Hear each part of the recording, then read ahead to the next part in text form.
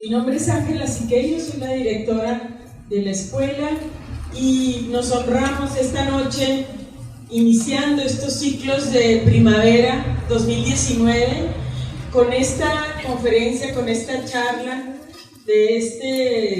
esto es par de hermanos, estos hermanos que mucho tenemos que aprender y que en LESAR creemos, estamos convencidos que hay muchas maneras de aprender y de formar, pero una de ellas es ver y escuchar a los creadores, porque nos dejan miles de preguntas, miles de inquietudes y muchas veces una gran inspiración. Entonces, muchísimas gracias por estar aquí, hermanos Lara, y a todos ustedes por estar y acompañarnos.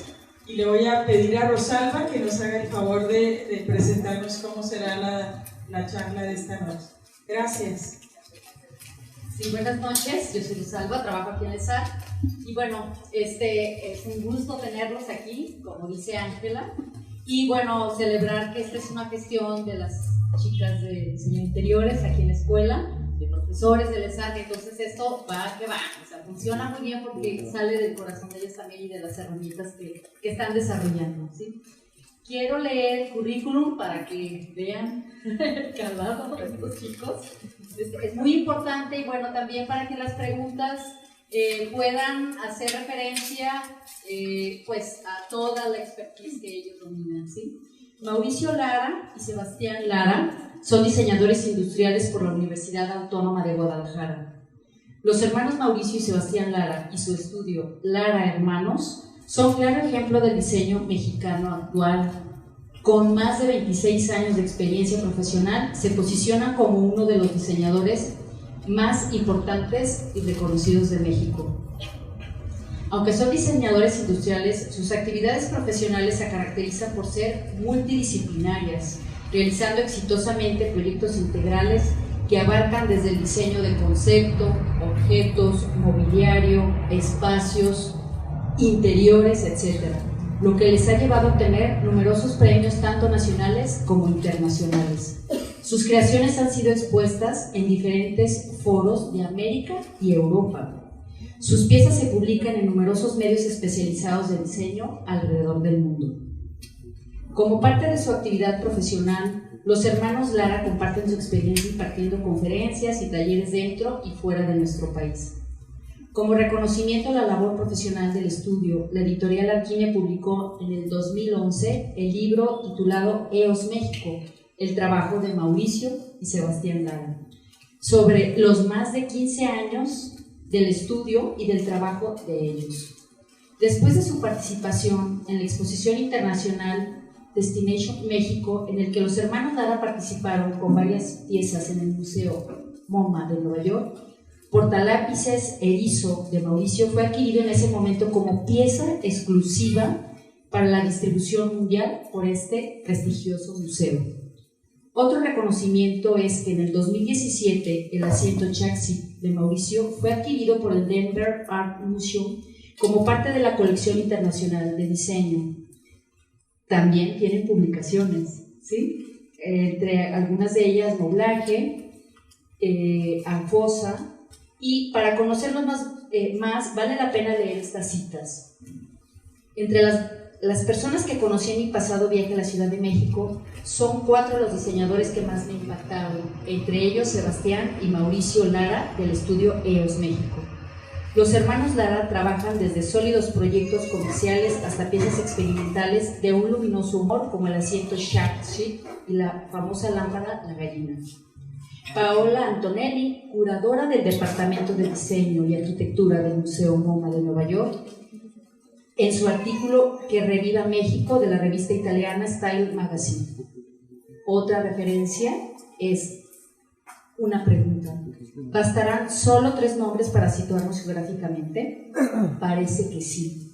Según el artículo que Paola Antonelli hace en la revista Style, sin incomodar a Luis Barragán y a Gabriel Orozco, quizás se podría simplemente decir que Mauricio Lara y su hermano Sebastián de EOS México son 2 talentos emergentes de la escena internacional que hay que tener en la mira. Por Susana Legrenzi, editora del blog italiano Vintemi. Bienvenidos y bueno, paso. Muchas gracias. Gracias. Buenas noches. Gracias más bien a ustedes por estar aquí, porque si no estuvieran ustedes aquí, nosotros solos en una sala estaría como chistosos. Pues sí. Tenemos una presentación que traemos el día de hoy, en la que queremos en esta parte del principio explicar un poco la metodología o el sistema que nosotros utilizamos. Y bueno, Sebastián, cuéntales la historia del Piense, porque creo que eso es una historia muy simpática. Hay una señora que iba a hacer la limpieza de una casa y le pregunta a la señora ¿cuánto cobras? Y le dice la señora, pues depende, señora. ¿De qué depende? Si es con piense o sin piense. Y la señora de la casa le dice, ¿cómo? Dice, sí, si usted quiere que yo piense que tengo que limpiarla atrás de las cortinas, que los martes tengo que limpiar tal cosa, o lavar o preparar cierta comida, pues le cuesta más. Y ya sin piense, usted me dice qué tengo que hacer, pues es menos. Entonces nos encantó esa historia porque al final de cuentas envuelve en este tema de que se compiense la labor de todos nosotros como creativos. En realidad tenemos que proponerle y pensar más adelante que el cliente, proponerle más y siempre dar más de lo que nos están contratando. Entonces se convirtió un poco en nuestra filosofía de trabajo. Y después en esta migración de EOS México a la de Hermanos, que la imagen la hizo Nacho Cadena, autor de varios proyectos de los más chingones de México, Cielito Querido, el libro amarillo de Palacio de Hierro, bueno, tiene muchísimas cosas muy interesantes. Y analizando nuestro trabajo nos decía, es que esa frase la tienen que usar de alguna manera, tiene que ser, o sea, el tema de lo del piense, y llegaron al piense, luego existe, y bueno, se convirtió como la frase que envuelve nuestra metodología, y tiene que ver porque nosotros todo lo hacemos basado en conceptos, no hay cosas que se nos ocurrieron o cosas así que nos pateó la musa nada más. Pues si te patea la musa, estás trabajando en eso y estás pensando en eso, ¿no? Como cuando vas a comprar un coche, que ves todos los coches iguales al que quieres comprar en la calle, es lo mismo, tienes que estar trabajando en eso, ¿no? Esos somos nosotros.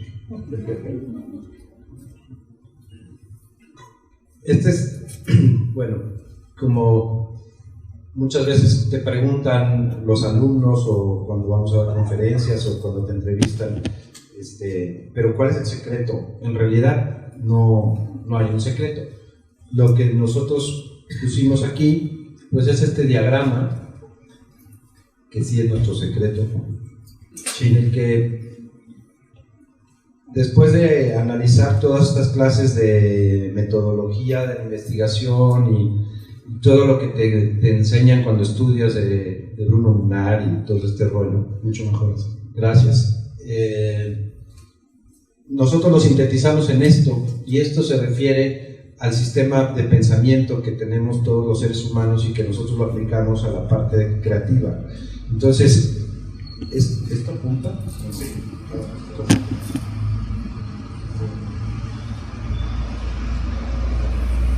Siempre hay un problema con el que se inicia, y la primera parte de este espiral que está en este tercio es la parte de la investigación. No puedes empezar a diseñar sin tener una investigación previa. Después de entrar a esta parte de la investigación, hay un análisis en este tercio y luego unas conclusiones. El ejemplo que es muy fácil de entender y que no se refiere a diseño, pero que se refiere a cómo pensamos, es, por ejemplo, el problema es, me invitaron a una boda. Para mí sí es un problema. Y para el novio también. Y para el novio yo creo que no. Entonces, ¿cuál es el problema? Pues tengo la boda, y la primera pregunta que hacen normalmente las mujeres es ¿qué me voy a poner? Entonces viene esta parte de la investigación.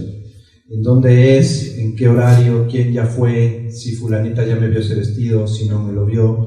Y esto es la investigación, que es un paso muy frágil, en donde estás analizando si ya fue fulanita, si ya me vieron, si es en terraza y tal. Normalmente la conclusión es me tengo que comprar un vestido.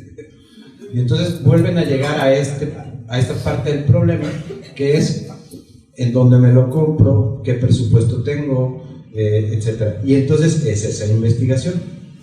Después analizan, pues puedo comprarlo aquí, puedo mandármelo a hacer con fulanito de tal, pues no sé qué, y concluyen, lo voy a comprar o me lo voy a mandar a hacer.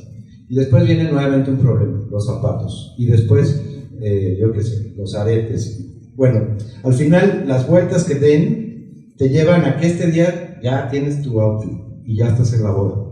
Entonces, ese mismo esquema que finalmente es cómo pensamos los seres humanos, si lo llevas a diseño, al final es por eso decíamos el secreto. Nosotros todos los proyectos, y como decía Sebastián, los trabajamos a partir de un concepto. Entonces, si tenemos un problema que es desarrollar un proyecto en la playa, pues investigamos todo lo que tiene que ver con el contexto, con el presupuesto del cliente, con el propio espacio, con digamos, características propias del lugar. Después las analizamos y después tomamos decisiones en función de qué es lo que vamos a hacer, ¿no?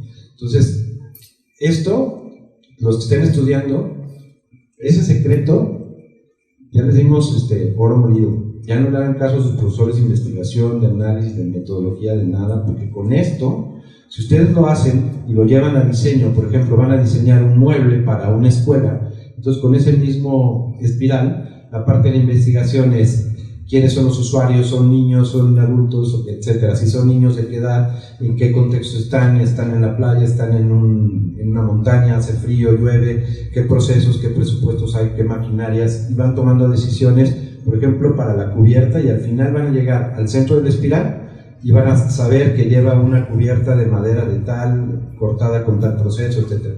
Si se dedican a hacer estos espirales para la estructura, para las rodajas, si es que llevara, y para todos los demás materiales, van a tener la conclusión muy clara y muy sustentada de por qué el mueble tiene esa cubierta o tiene esas patas, o por qué no tiene cierta cubierta o ciertas patas. Entonces, la verdad es que es un esquema muy sencillo, pero si lo practicas, te darás cuenta que esto es como un microscopio. En realidad son miles de vueltas. No es tan fácil, o sea, no son 6 vueltas, sino son el número de vueltas que haga falta dar para llegar a la conclusión. Les vamos a presentar algunos más objetos que precisamente están basados en eso. A ver, está bien, ahí está. Esta es la clásica taza de expreso que tuvieron que morir miles de árboles para poderte tomar un café y tirarla, ¿no? Entonces hicimos la reinterpretación de esa pieza en cerámica, y era más como un mensaje de, pues deja de consumir papel y apropiate de los objetos que envejezcan con dignidad.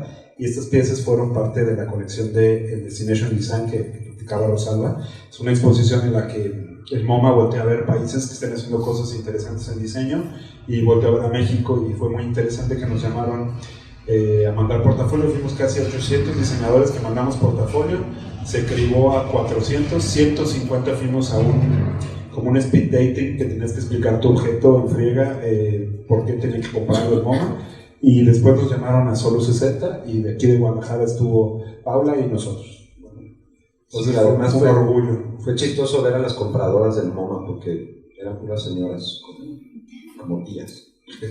Pero son personas muy especializadas y tienen un ojo para saber qué pueden comprar y qué pueden vender, sobre todo. Este es el clásico salero que nadie sabe quién lo diseñó y por qué tiene una forma de barril, un salero. Entonces yo quería como presentar de manera gourmet o presentar nuestra manera de alimentarnos también como mexicanos. Comemos una vez por semana al menos, todos en la calle, y era como pues presentar a un museo de esa talla, pues podemos comer y presentar de manera gourmet nuestra manera de comer. Y bueno, como decíamos del concepto, esta es una referencia de fotografía del clásico sombrero que pues los gringos, o normalmente gringos, pero si no todos extranjeros, identifican esta forma como un sombrero. Entonces, a partir de esa forma, este es un objeto para comer aceitunas, en donde en el centro tiras el hueso y no se mezcla con el alimento que está limpio, pero pues bueno, igual puedes comer cosas con cáscara. El chiste es que lo que quería aquí era evitar los ceniceros llenos de huesos, colillas, servilletas, y que este sea un objeto para comer aceitunas, ¿no? Y el nombre es sombrero, con U al final, porque en realidad yo quería que fuera como si un gringo dice sombrero, pero sombrero no se puede escribir, entonces nada más termina como sombrero. Esta es la clásica bolsa que dicen que espanta a las moscas, no sé por qué las va a espantar, tal vez se vean muy grandotas o no les guste bañarse, no sé. Entonces, pues me llama la atención que en casi todas las carnicerías, taquerías existe una bolsita de esas llena de caca de moscas, ¿no? Y este es el florero Fly Away, que estuvo en una exposición en Corea sobre cerámica contemporánea y pues estuvo participando. Y el modelo lo hizo una escultora, no es que se hizo con una bolsa, sino que lo hizo una escultora tallando, simulando las arrugas de una bolsa.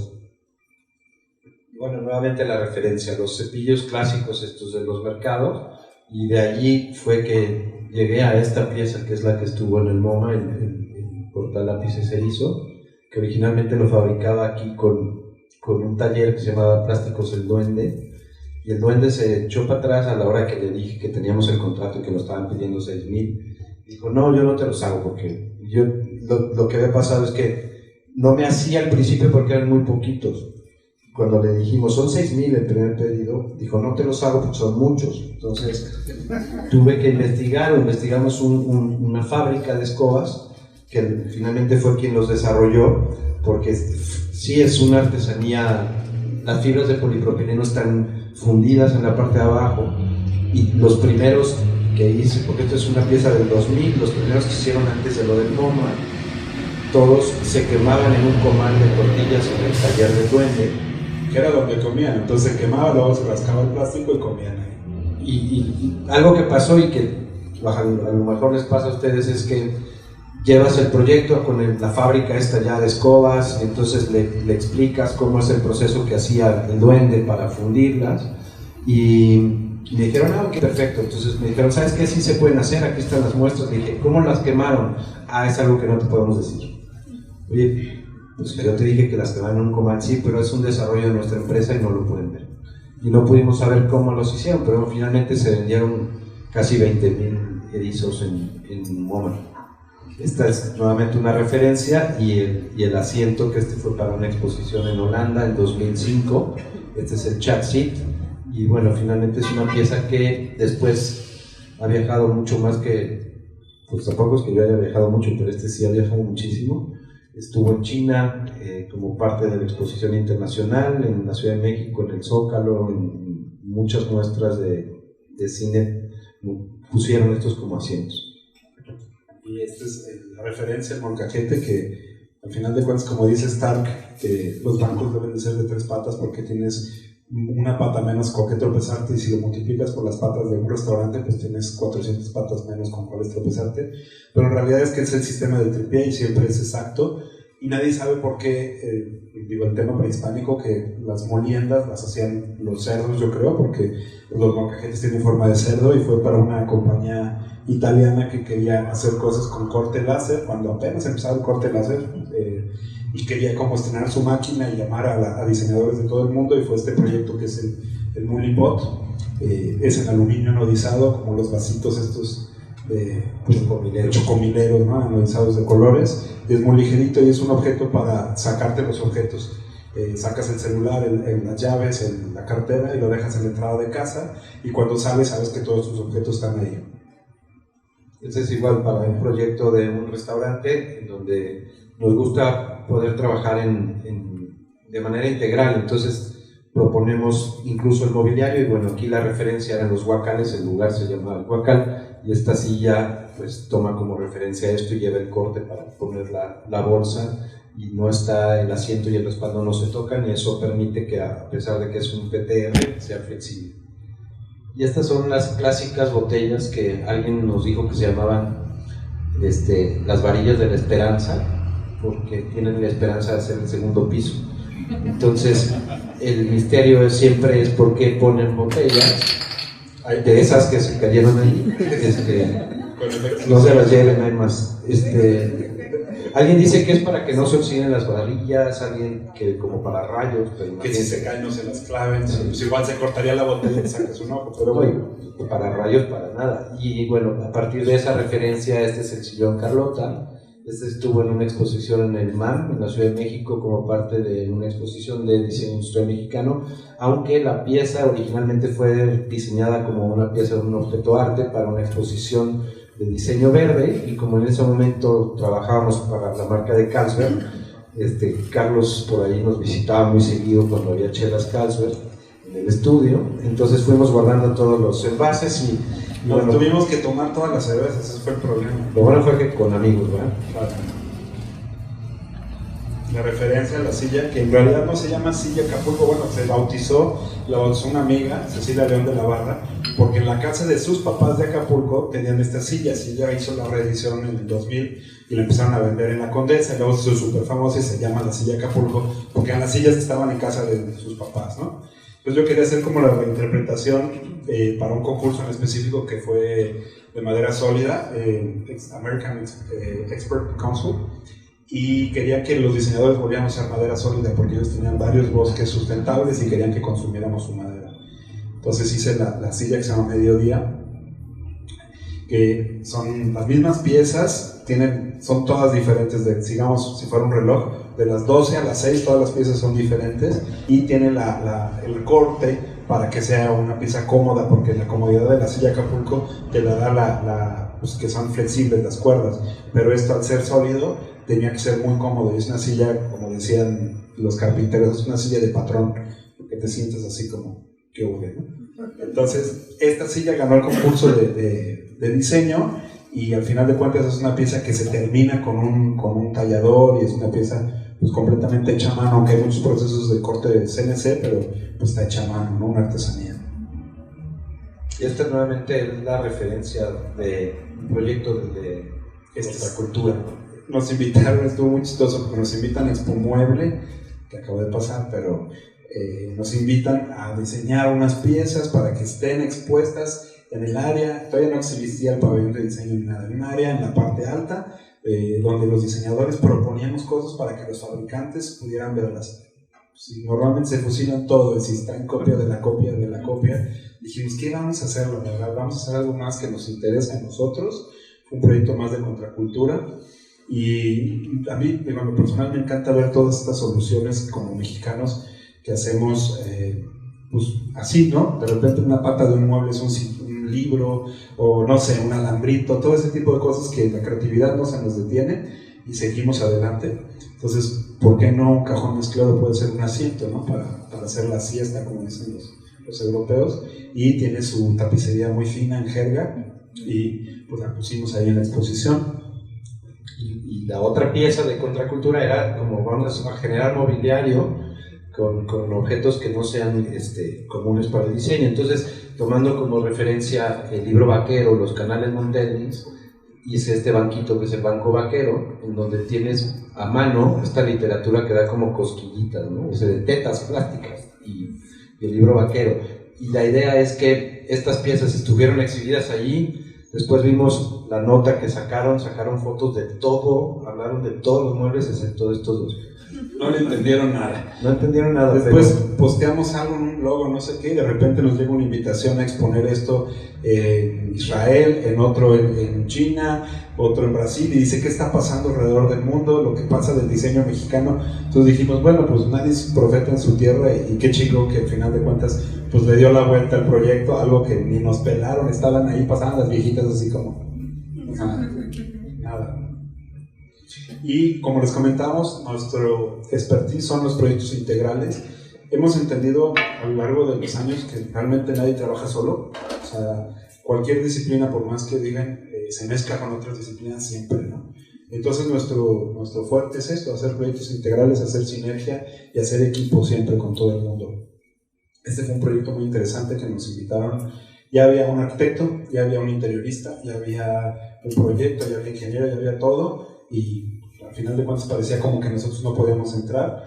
La clásica idea, ¿no? Que dicen que los arquitectos proyectan todo sin columnas y los ingenieros apuntalan todo, ¿no? Entonces en medio del lobby había dos columnas que eran como intrusas del proyecto, y lo mejor que se les había ocurrido era que lo iban a forrar con mosaico bizantino dorado. Dijimos, no manches, espérate, te vamos a hacer algo padre. Entonces, como platicamos, todo basado en un concepto, es un hotel de playa. Al final de cuentas las columnas eran parásitos, cualquier cosa que tú metes al mar, el mar se lo come, se lo apropia. Entonces empezamos a trabajar esta propuesta. Yo quería que fuera algo muy orgánico, que pudiera como tal cual como hacer crestaciones en las columnas, y decidimos hacerlo en cerámica, que como bien dice Noel, un amigo, que la cerámica es como la reproducción, o es perfecta o no se logra, no estás medio embarazado, ¿no? Entonces la cerámica sí es un peine, que si se truena, se estilla, lo que sea. Y me acuerdo que llegaban a las cajas con, llegaron 3, llegaron 5, llegaron 50, para forrar las columnas. Este es todo el desarrollo que al final de cuentas nos echó la mano también en producción Ariel Rojo en México.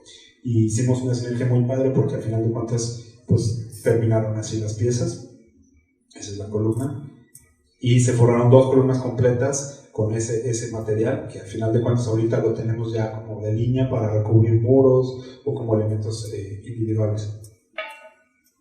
Y en el Skybar también siempre pasa que el cliente te dice, es que ya vamos a forrar todo esto con unos cortes como de estereotomía, de madera, con un deck en el mar, con un deck colgado del techo. Era carísimo. $1,000 por metro. Eso es lo que cuesta un deck, o sea, por. Entonces, lo que nuevamente, volviendo al tema del concepto, analizamos en dónde está este tema de la danza de las mantarrayas o los veleros, y a partir de eso sintetizamos en una forma triangular que podrías sujetar en los techos. Y bueno, al final creo que así quedaron. Y se produjo en estireno termoformado, que es este que se usa para las maquetas, nada más de un calibre mucho más grueso, y son piezas que miden más o menos como 85 por 1,50 por ahí. Entonces, al final quedaron así, y ya después le pusieron unos LEDs de colores que cambian, que a mí no me gustan mucho. Luego nos invitaron a un proyecto que también ya había arquitecto, ya había pues con todo el proyecto desarrollado, y querían que hiciéramos una barra ¿para qué? No, pero aparte decían, queremos una barra, fue de Secretaría de Cultura, sí, Secretaría de Cultura, queremos una barra de autor. Para mí todo tiene autor, nomás que no todo el mundo se atribuye la paternidad de lo que se hace, o no te dejan decirlo. Entonces una barra de autor, y no nos dijeron ni quién lo iba a operar, ni para qué era, ni nada. Entonces, pues al final de cuentas, como siempre, basados en el concepto y la investigación, ya tenemos cierto expertise diseñando restaurantes y barras de servicio. Pues diseñamos algo que fuera completamente desarmable, que se pudiera armar en sitio, que la cubierta fuera muy resistente, que el material con que se hiciera fuera como pues súper duradero, porque está en el centro, en Juárez y Ocampo. Y el concepto era de los arquitectos que tenían una barra, un elemento exterior, un recubrimiento anti-graffiti negro. Y después es un pizarrón, brother. O sea, te van a poner crayola, grafitis, stenciles, todo, ¿no? No, eso no va a pasar. Bueno, pues fuimos, hicimos una investigación, fotografiamos 7 cuadras alrededor y conseguimos, no sé, 500 grafitis interesantes. Le dijimos, ve lo que va a pasar, estas manifestaciones van a seguir sucediendo, y más por el tipo de museo que quieres hacer, el tipo de foro, pues vamos a meter el graffiti con dignidad a la barra. Ahí invitamos a Frase, que es un grafitero profesional que incluso lo patrocina Comex, y le dijimos que hiciera las letras de Larva. Hizo unas letras ahí tipo esto, que no funcionaban para el sistema. Lo quisimos meter como una retícula, le decíamos, mira, es que si empieza la línea aquí, tiene que continuar para acá, para hacer un sistema de patronaje como el que se usa en los papeles tapiz, o el que se usa en las telas. Tuvimos que aprender de eso, y al final de cuentas pues nos hizo un tag que dice Larva, las letras de Laboratorio de Arte de Variedades. Ahí está la L chiquita, esta es la A, ¿sí? como cabezona. La R es muy clara, la B chica, aquí está la A. Y al final de cuentas, este es el trazo que retrasamos del trazo de él, y aquí le metimos las sombras y todo, porque las de él eran como muy gráficas, pero no tenían salida para hacer un molde. Entonces, estas flechas, esta se toca aquí, esta se toca acá, y quedó algo así, que trabajamos con unas escultoras que hacen bustos de Capulina, del Papa, o sea, unas cosas, mamuts, unos dientes de sable. Se llama Lucy Peta, igual la conocen, está muy metida en el tema de una gran sociedad de interioristas, es una fregonaza, pero su onda no era tan gráfica como esto, ¿no? Pero hacía unos bajos y altos relieves increíbles, y nos entendió perfecto. Al final de cuentas, todas las piezas se cortaron a mano del trazo, las cortaron con una caladorcita a mano, y otras con así, y esto se usó para estamparlo en arena, para después vaciarle aluminio, y usamos la misma tecnología que la era de bronce, ¿no? Al final de cuentas era un hoyo en la arena que se llenaba de metal fundido. ¿Por qué? Porque queríamos hacer esto. Si lo hubiéramos cortado en láser o en cualquier proceso moderno, hubiera tardado años cada letra, y sobreponerla aquí Pues esto es lo mismo que hacer una coladera, el mismo proceso, ¿no? Y estas piezas son 66 piezas en total y pesan 16 kilos cada una. Nos decían, oye, pero es casi 1 tonelada y feria de peso, no se va a hundir, ¿no? Porque dijimos, si estuviéramos 20 personas aquí, casi la tonelada, no pasa nada, ¿no? Pero sí era muy chistoso porque decían que si cae una bomba atómica en el mundo, quedan las cucarachas, Cher, que todavía no muere, y la barra de larva. Eso iba a reponer y teníamos esa certeza, una balacera, te tiras atrás. Si están ahí en el café, aviéntense allá, no hay problema. Y algo que es importante como comentar aquí, dimos una vez una conferencia exclusivamente de la barra porque da para eso. Y hablando de la colaboración y del trabajo en equipo, empezamos a enumerar y en la presentación al final, como es en el Cine Variedades, o lo que fue el Cine Variedades, terminaba con todos los créditos. Entonces investigamos con todos nuestros proveedores, las personas que se habían involucrado, desde las personas de Secretaría de Cultura. Eugenio Arriaga fue creo que el que nos invitó esa vez, él era el director, y hasta la última persona que había cargado algo, los del flete. Hubo una anécdota chistosa con Don Che, que ya murió, nuestro herrero, que le dije, necesito los nombres de todos sus trabajadores que trabajaron en la barra. Y dice, no, es que no todos están en el seguro. Le dije, no sé por qué están en el seguro. Pero al final, para ese mueble, que finalmente es un mueble, fuimos 140 personas que nos involucramos para que ese mueble estuviera ahí. Entonces, en realidad, digo, en arquitectura, pues si le piden el nombre a todos los albañiles para hacer una casa, verán que es un trabajo muy grande y de mucha colaboración. Este fue un proyecto chistoso, de esos proyectos que cuesta mucho trabajo llevar a cabo por temas de logística, por temas de cliente, por temas de desarrollo, por 1000 cosas, pero al final de cuentas el resultado nos encantó y lo platicamos con ese orgullo de que lo logramos sacar. Fue de esas veces que dices, lo vamos a sacar, lo vamos a hacer. Lo más porque Sebastián tiene paciencia, porque yo ya le he mandado la chingada. Bueno, sí. Pero bueno, al final de cuentas era un proyecto que pretendía ser orgánico. Cuando se dieron cuenta de lo complicado que era que todo fuera orgánico, sustentable, etcétera, etcétera, pues mira, ya, que cumpla un poquito esto. Al final de cuentas fue agroecológico y el lugar estaba enfrente de Plaza Amistad, se llamaba El Huacal, antes era un restaurante horroroso que tenía una pagoda y ya estaba medio remodelado, medio roto, y cuando llegamos el dueño me dice, no voy a tirar un muro más, cabrón. Digo, a ver, espérame, no venimos a tirar muros, venimos a trabajar en conjunto, a hacer equipo contigo y no es como pleito, ¿no? Y bueno, al final de cuentas, lo que quisimos hacer, la referencia es que fuera como si fuera un huacal, la caja, pero es una, como dicen ustedes los arquitectos, una piel que recubre de barro. Qué feo término, ¿eh? Que al final de cuentas lo que queríamos es que fuera un parasol, que si se mojaba olía a barro, a tierra mojada, no necesitabas aires acondicionados. Era como muy bien pensado el proyecto. Todo el frente eran barras, eran madera de pallets, todo eso blanco que ven ahí, y solamente estaba encalado. Había plantas de olor en el ingreso. Todo lo que desarrollamos como inspirado a través de los mercados, nos fuimos a comer a los mercados, fuimos aprendiendo de los mercados para poder representar esto de esta manera. Diseñamos incluso el piso, objetos, la barra, la ensaladera que tienen ahí, que este vidrio se llama escupidera o estornudadera. Para cualquier gente que hace banquetes, este vidrio se llama estornudadera, que tiene un nombre horroroso. Pero bueno, eso, tener la fruta fresca, podías hacerte tu granola, tenías cerveza orgánica, tenías huevo orgánico, bueno, 1000 cosas, y estuvo muy padre que al final en el proyecto decíamos, nos hace falta... Se durmió el cañón. Bueno, teníamos un muro que decíamos, nos hace falta algo específico, algo nuevo, algo interesante. ¿Habrá sido la extensión? Como quedó para él, ¿no? Bueno, y dijimos, ¿qué podemos hacer para que ese muro sea como si nada más nos hubieran contratado para ese muro? Entonces diseñamos unas hojas inspiradas en las hojas de los ficus.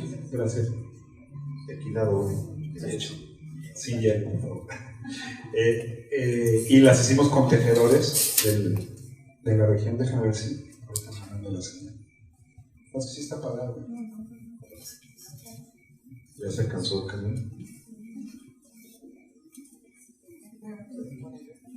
Bueno, imagínense que quedó bien padre. Preguntas.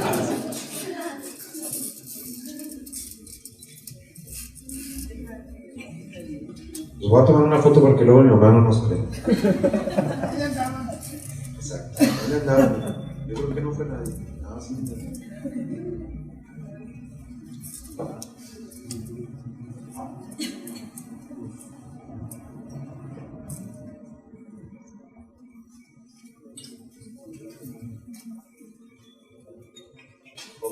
Cortaron la corriente de la electricidad.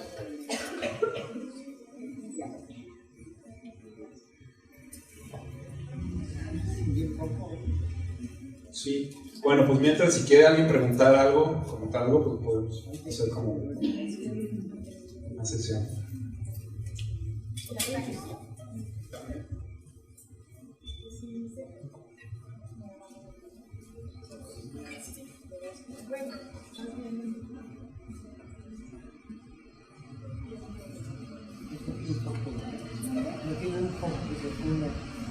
No, haber movido de aquí. Tiene que emplear la lámpara.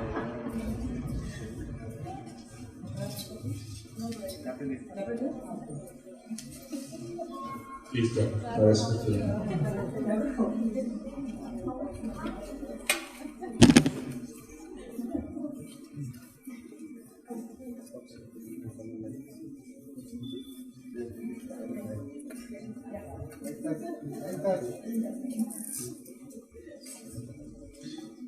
Esto es lo que les comentábamos, inspirados en las hojas de los ficus.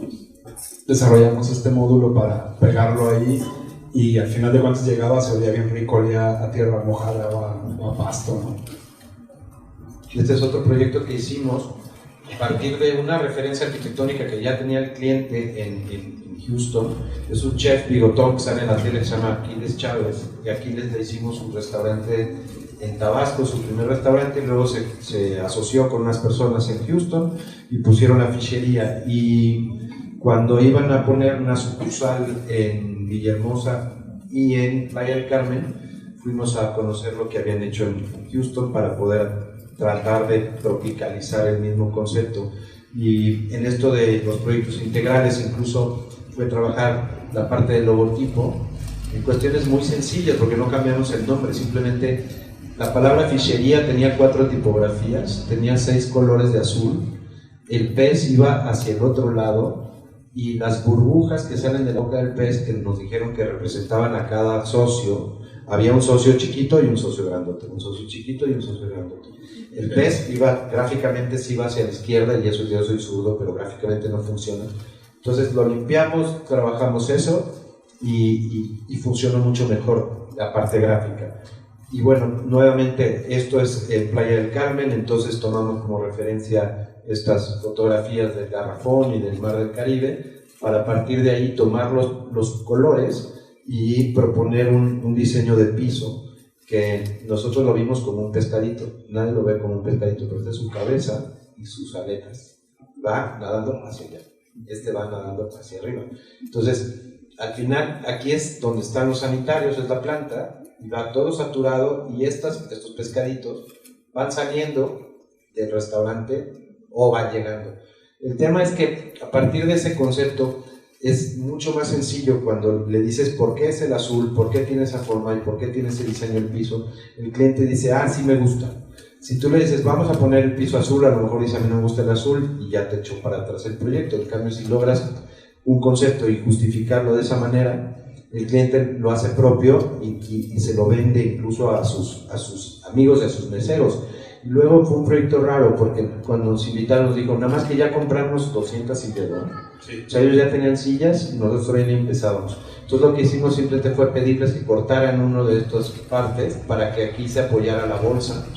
Pintamos parte de los pies de las patas, tomando como referencia cuando metes los pies al agua del mar y cómo tienes esta transparencia de tus pies. Es lo mismo, como si las sillas estuvieran adentro del mar, y este es el mar, ¿no? de la fichería. La cava o la contrabarra se hizo con tubos de agua inspirados en este tema de todas las plantas petroleras y los barcos, algo muy, muy rudo, pero además por otro lado era económico para poder hacer esto, ¿no?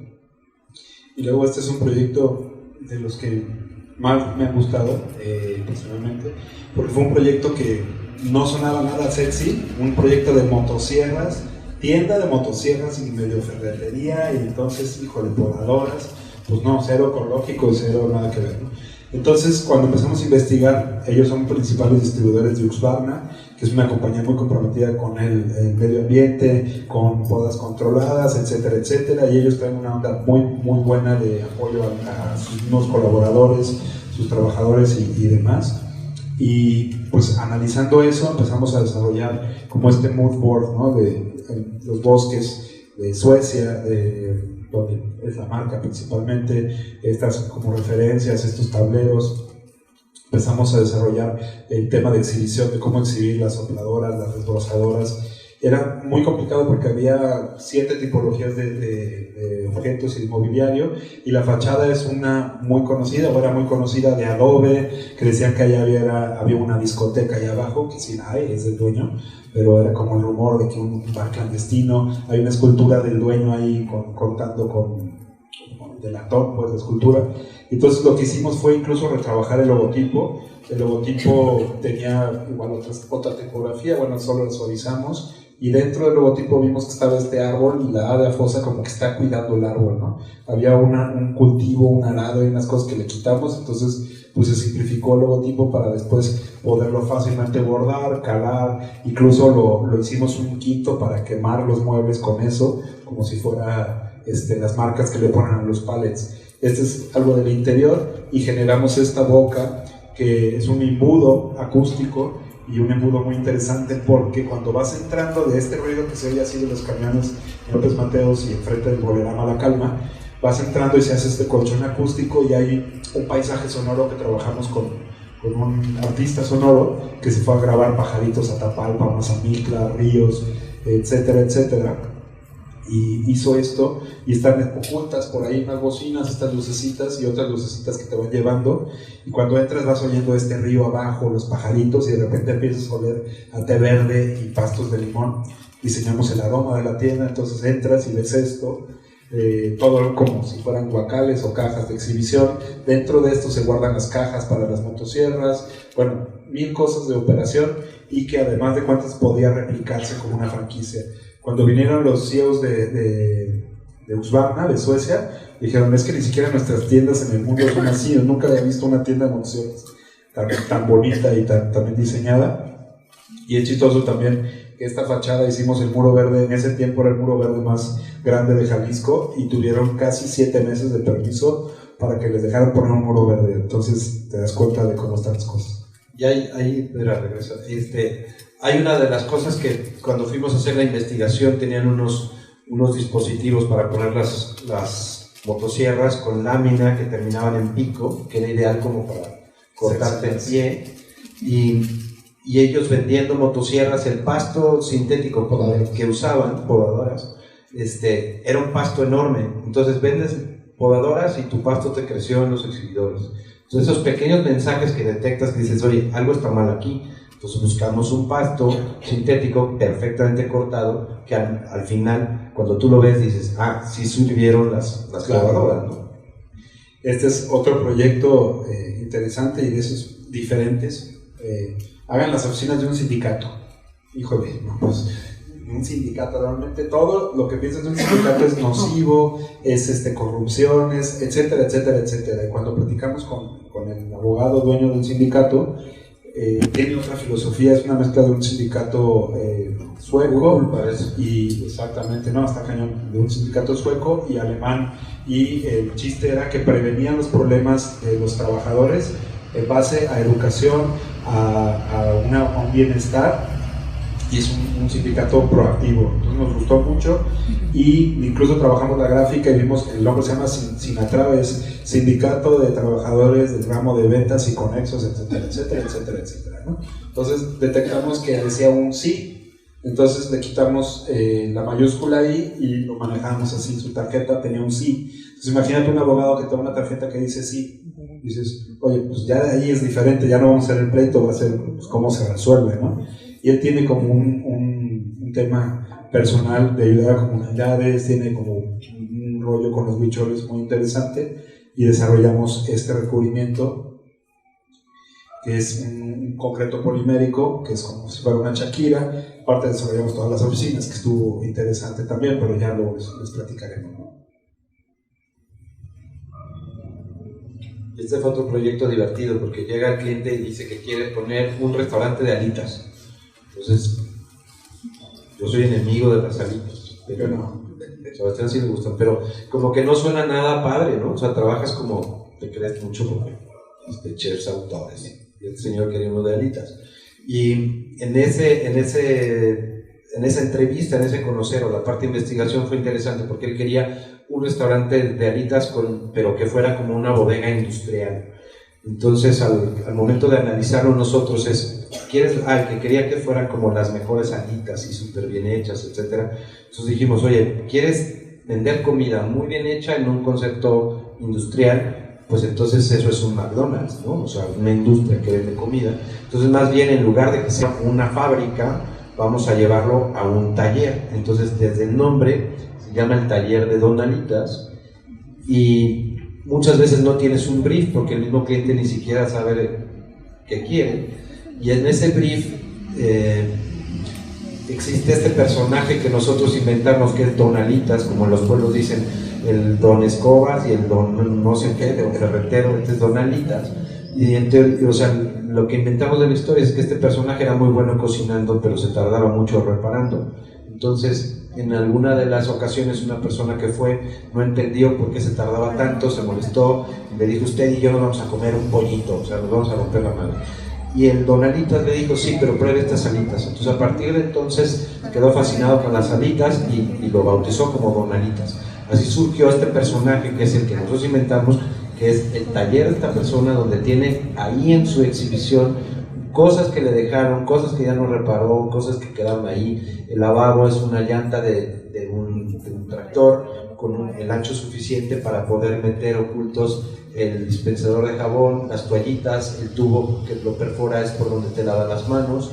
Tienes el espejo con luz indirecta, el muro lo utilizamos con azulejo del más barato puesto al revés, entonces logras unas texturas padrísimas con los mosaicos, que además hay unos que dicen Made in Italy, entonces está chido que el nombre decía, mi taller tiene Made in Italy. Las sillas están diseñadas como los diablitos, ¿no? Con estos como mangos, agarraderas, el soplo es de llanta. Entonces, como todo esto lo fuimos llevando para que se justificara, porque, insistimos, la parte del concepto para nosotros es súper importante. Cuando se te ocurren cosas, ahí ya hay un problema. Es que se me ocurrió, no, pues no se trata de ocurrir, o yo creo, pues no es teología, es diseño, y en ese sentido todo tiene que estar muy bien justificado. Y luego, bueno, en otro tipo de proyectos, ya con compañías, y como decimos, el diseño industrial, ¿no? Que lo va a hacer una compañía que se va a hacer miles de veces y que se va a vender miles de veces tu proyecto o tu diseño, entonces pues sí sientes una gran carga, ¿no? Lo que hagas, o si la cagas, pues va a estar mal todo, ya valió, o lo van a usar muchas personas y va a estar en muchos lados y te va a servir. Entonces sí fue como, híjole, o sea, ya ligas mayores. Nos pidieron una línea que ellos la bautizaron como Vermont, que es una de las ciudades más clásicas de Estados Unidos, y decía el brief, una línea que a todo el mundo le guste y todo el mundo la compre, clásico americano. Híjole. Entonces pues empezamos a analizar cosas de reinterpretaciones de diseños clásicos o cosas que sean pues como retro pero que tienen un carácter moderno, no sé, puede ser un Mini Cooper o estas formas del teléfono, del Ericophone, o es el exprimidor de Stark o el clásico chocomilera, esas formas que se generan, esos reflejos, y a partir de eso empezamos a trabajar algunas ideas. Era como esta línea, como piezas de ajedrez, como que puede ser revolvedores, pero pues, generamos, no sé, que unos 150 bocetos fácil. Hicimos un interno, ahí una criba interna con los arquitectos del despacho, llegamos a 2 líneas o 2 vertientes, y en la primera junta les llegamos con ya prototipos de espuma, que no tienen nada que ver con tema de que se trabó la impresora de plástico, o sea, aquí lo cortamos, es esto, este es el tamaño, se ve bonito, nos gustó la curva, es orgánica completamente la línea. Pero fue interesantísimo para ellos porque fue la primera vez que en la primera junta vieron un producto ya a la escala que ellos se imaginan, un grifo, ¿no? Un monomando.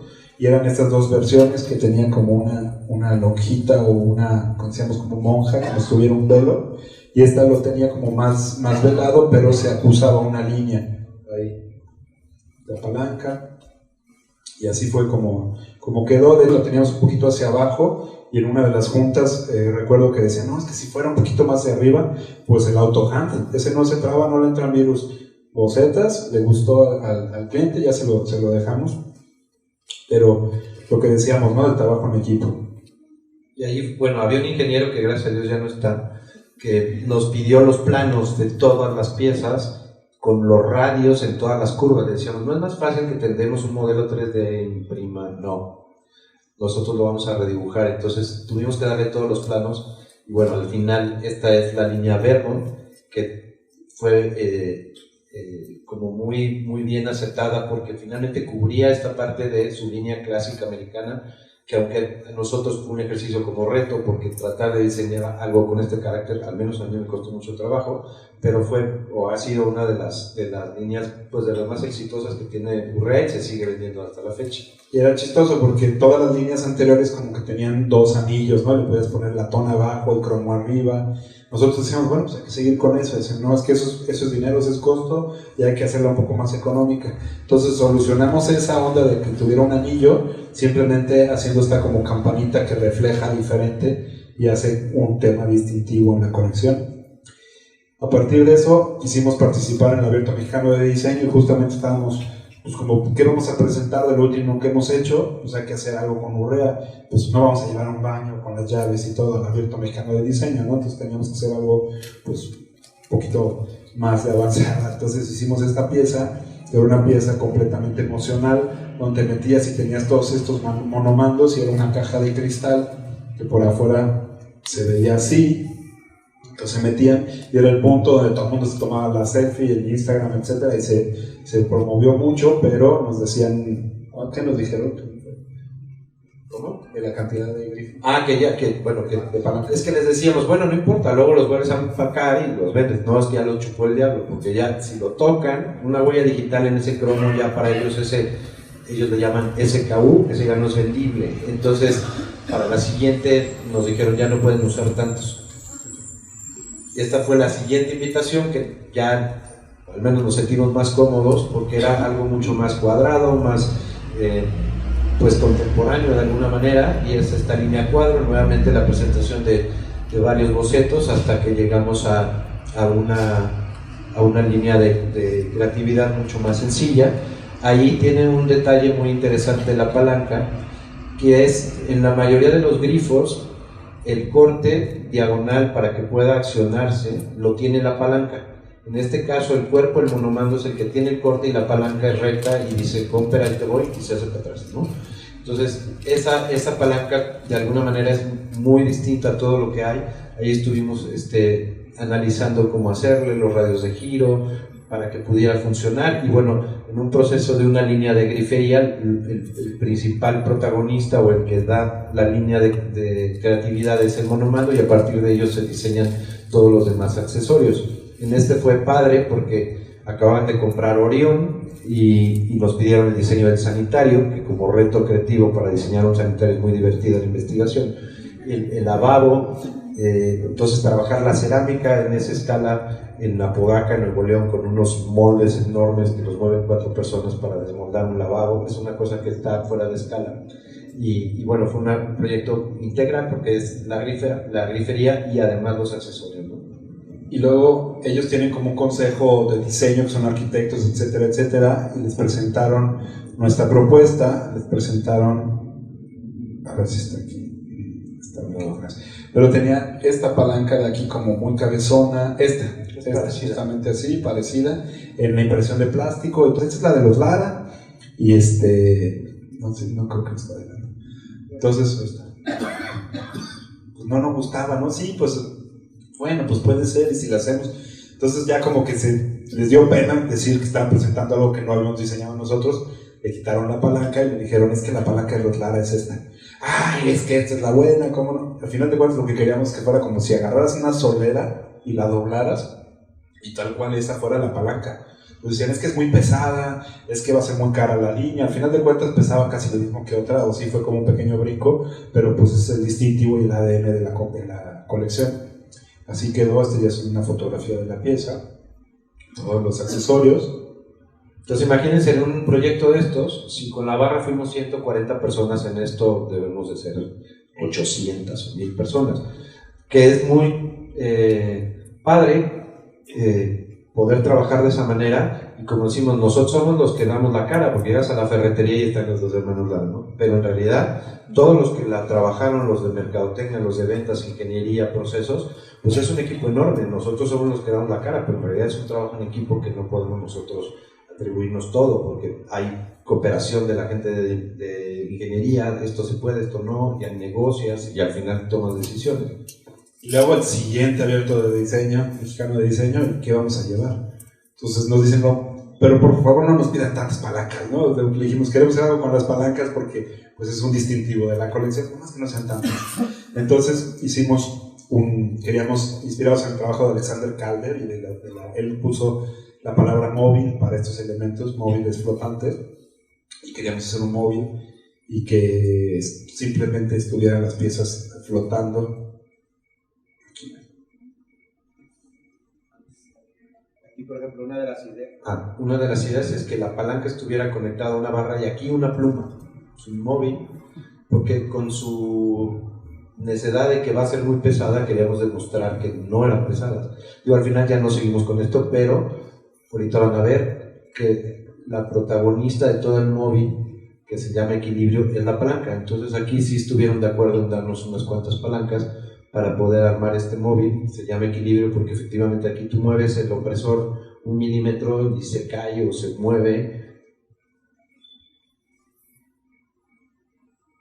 Y ese es el móvil que se presentó en el abierto y en la Expo SIAC y en la tienda de Blend, bueno, en varios lugares. Pero al final de cuentas es una pieza que abierta de punta a punta tiene más de 6 metros, entonces es muy, muy llamativa cómo va girando y demás, ¿no? Algunas otras colecciones, estas son colecciones internas, nos vamos a ir un poquito más rápido, pero experimentaciones, cambio de una geometría a partir de 4 remaches y unas costuras, son unos portaobjetos que se expusieron en el Abierto Mexicano de Diseño también, la colección se llamaba Procesos. Que esos después se transformaron y se volvieron paneras en hueso. En el restaurante Hueso hicimos también otros portavasos, todos los portavasos de hueso son a partir de estas experimentaciones. Y en esa misma exposición presentamos porque fue un proyecto interno, estábamos trabajando con 2 tequileras y queríamos hacer unos caballitos que tuvieran como una referencia de diseño industrial, que tuvieran como ese hecho de, voy a tomar un tequila que tenga el peso específico, este tequila que sea el caballito, ¿no? El señor caballito. Son unas piezas maquinadas, la parte de abajo es aluminio anodizado negro, que ahí no se alcanza a ver, pero es como, se llama moleteado, el acabado que tienen como las maglite, las lámparas o los mosquetones de escalar o cosas que tienes que girar, ¿no? Como muy mecánico. Esto simula un fuelle y esto simula una estría, pero lo padre de las piezas es que pesan como si fuera un vaso jaibolero lleno de hielo, o sea, casi, no sé, 500 gramos, ¿no? Y dices, ay güey, esto sí está pesado, pero tienen ese corte en el labio para poder tomar el tequila de una manera muy agradable. Justo estábamos trabajando en las referencias de los círculos y las líneas. Si vieron, nuestro logotipo es Lara Hermanos en Morse, y a partir de líneas y círculos hicimos esta colección. Y este es el salero, que no solo se limitan a tequileros, sino también pueden ser mezcaleros. Entonces, en este alrededor del cono pones la sal o la sal de mezcal, y cuando usas tus dedos llevas la pizca arrastrándola sobre el cono, y eso es como la pizca que puedes tomar. Entonces es un uso delicioso, jalar la sal a través de esto, que es como tomas esta porción de pizca, ¿no? Y este es el portalimones, y bueno, aparte, como es un cono, pues siempre toda la sal se va a las orillas y siempre la tienes ahí, o sea, que sea poquita sal, funciona. Y decían, es que se puede escarchar el caballito. Bueno, pues no se escarchan los caballitos normalmente, pero sí se puede, y sí hay alguna fotografía que lo escarchamos, ¿no? Y ahí, por ejemplo, es interesante que en ese mismo proyecto, era cómo podemos, con el mismo tornero con el que hacen los engranes y haces mecanismos, poder llevar una pieza que no va a tener grasa, que no va a estar en un coche, sino que va a estar en un centro de una casa, en un centro de mesa o en una cantina muy elegante, tener tu vaso de acero inoxidable. Y estas piezas, los botaneros, los caballitos, el mantel y varias otras cosas, las tenemos a la venta en mi tienda, se llama Alba Luz, es aquí en Rubén Darío, si quiere ir y verlos ahí en vivo, o sea, ahí están. Mejor vayan a comprarse. Claro, estaría más padre. Pero bueno, y era chistoso porque decían, ¿no tienes la base en color negro? Claro que sí, le das la vuelta y la base es de color negro, ¿no? Son dos mármoles juntos, entonces tienes blanco y negro la base. Y esto fue un ejercicio muy divertido que hicimos con Gis, el monero. Empezamos, él tenía como la inquietud de trabajar algo en tercera dimensión y ¿cómo fue que Fer Villava fue? Que está ahí, es una muy buena amiga, se volvió como, le ayudaba a Gis como a materializar ideas y bajar cosas y dijo, está loca, vamos haciendo algo en industrial, ¿no? Con ellos y a ver qué podemos hacer. Fue muy chistoso porque peloteábamos objetos y luego él dice, no, yo no le quiero entrar al 3D, yo no sé, mis monos son planos. Entonces trabajamos pues varias colecciones o varias ideas, estos eran los bocetos, ¿no? Patas, elementos, criaturas que se transforman, espejos, portaobjetos, una cava como tatuada, y luego llegamos a esto que queríamos como el tema de la fruta, porque él es muy clavado de la fruta y muy clavado del aguacate, quería hacer un madurador de aguacates, entonces desarrollamos un madurador de aguacates que como normalmente la fruta en la casa no tiene un lugar digno, ¿no? Está allá atrás, medio pudriéndose, no está ni en la entrada de la casa, ¿no? Queríamos como dignificar ese tema de la fruta y trabajamos estos fruteros y madurador, ¿no? Y contenedores. Además era curioso que en esto del miedo que tiene Gis a la tercera dimensión, Sebastián le llevó plastilina y bueno, le costó muchísimo trabajo hacer cosas y dijimos, no están ahí las plastilinas, eso tiene 2 años, y hace 2 años esas plastilinas están en la pieza de mármol guardadas en mi refrigerador. Ahí siguen, porque no sé qué vamos a hacer con ellas, pero no las queremos destruir. Algo vamos a hacer. Pues al menos a mí no me han estorbado, quiere decir que no necesito mucho en mi refri, supongo. Y bueno, estas piezas las trabajamos en latón, queríamos que tuvieran esos acoplamientos, una pieza súper bien hecha, torneada, súper estética, digamos, y aparte como buenos clavados que somos, queríamos que las piezas se pudieran encimar una dentro de otra, y si tú lo ves desde arriba generas como un zodiaco. Luego llegó Gis ya le dimos los círculos para hacerlo, llegó con estos trazos hermosos, que es impresionante la calidad del trazo, el puntito y son como unas pachequeses a través del aguacate, y ahí como un viaje pues, ¿no? Con el tema del aguacate, pero dice que esta es la nave para que el dios aguacate se conecte y vaya al espacio, ¿no? De hecho lo trabajamos eso con un serigrafista, con nuestro serigrafista, que la verdad dio un trabajo increíble porque pudo tener una malla donde se ven estos pequeños trazos que hizo Gis, como dice Sebastián, que son increíbles, y se pudieron pasar a la serigrafía. ¿Ves? O sea, está... Y es serigrafía con realce sobre latón, entonces se ve increíble. Este es para un aguacate, varios aguacates, y aquí puedes poner otras frutas o lo que sea. Y es chistoso porque en la exposición lo expusimos y decían, pero el latón tiene algo que ver, va a madurar mejor el aguacate. No, sí, señora, es como si estuviera el aguacate aquí, pero queremos que... No, yo les decía que sí. Era un campo de fuerza, ¿no? El latón madura aguacates, claro. Claro, y el aire hace que se ventile mejor.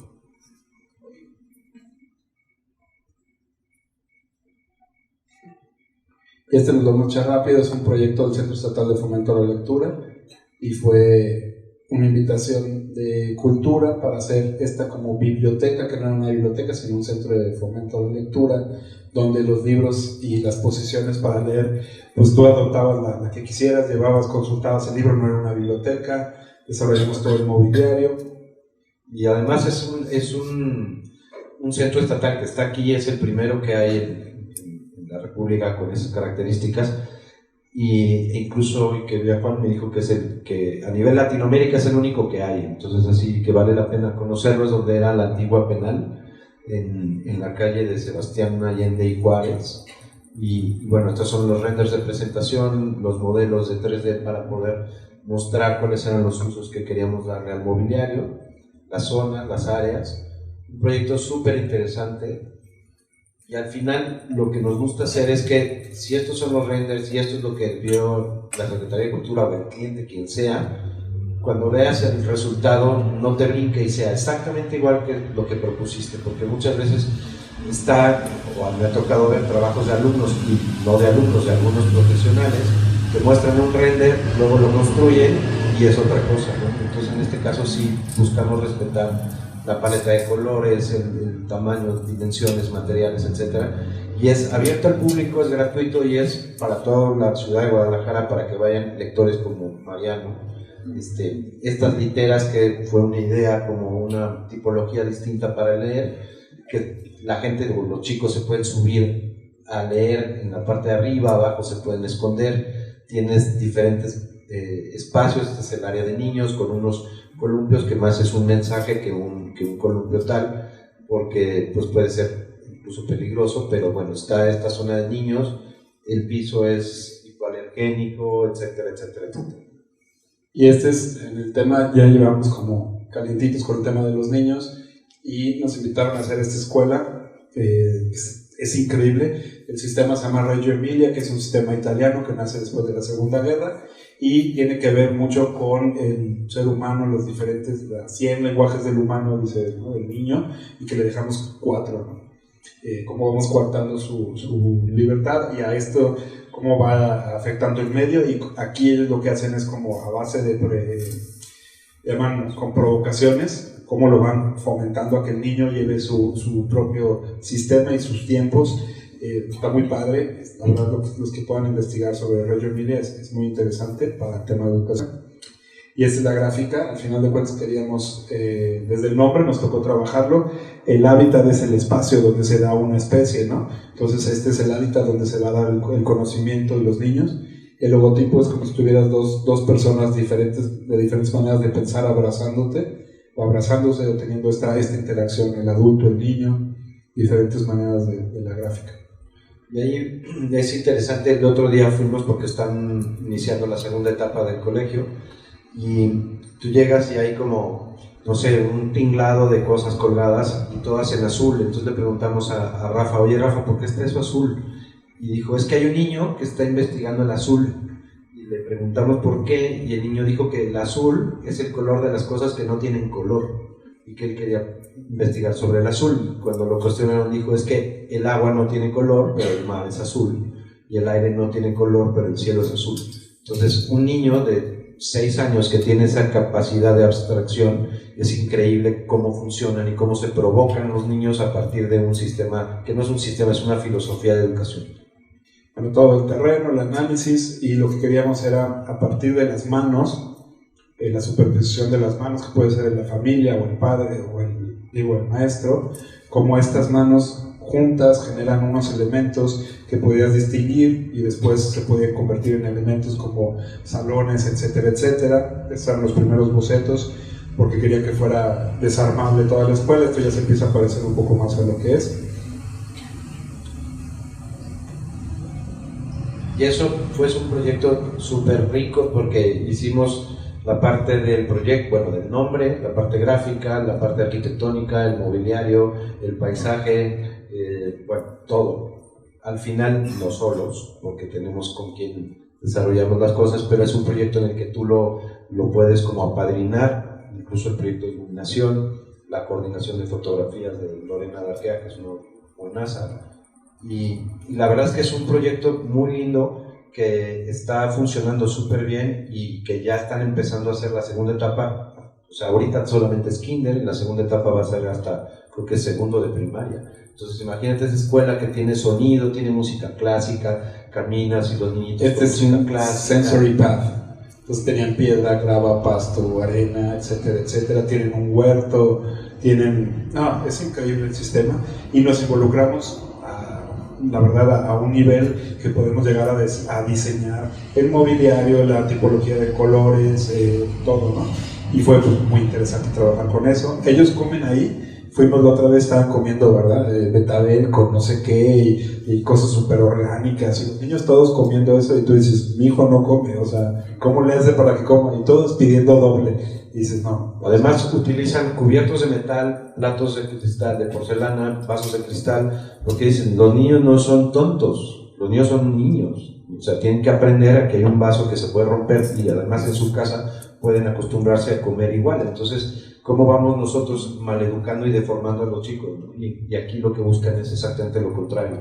Y aquí apenas empezaba, pero si tú vas, este salón está lleno de cosas colgadas, elementos, maquetas, experimentaciones. Entonces eso es lo más rico, ¿no? Ver que el sistema funciona como una galería para los trabajos. Y en esta segunda etapa el proyecto va a ser un poquito más ambicioso en la parte de paisaje, porque ya no va a ser solo paisaje, sino va a haber plantas comestibles, va a haber plantas de olor, va a haber plantas de estación, va a haber... como estamos asesorándonos con un biólogo para que estos espacios los niños puedan en algunas saber qué plantas se pueden comer, qué plantas no se pueden comer. Hay un río que cruza el jardín, todo. Entonces, también hay el tema de sonido con agua. Entonces son estos proyectos que te permiten, además, gracias a que hay clientes de estos, que te permiten poder seguir proponiendo, oye, ¿y si hacemos esto? ¿Y si hacemos lo otro? Entonces está padrísimo. Pues bueno, muchas gracias y pues esperemos alguna que les haya gustado. A ver. Esperemos que les haya gustado y que haya quedado bien claro. Gracias.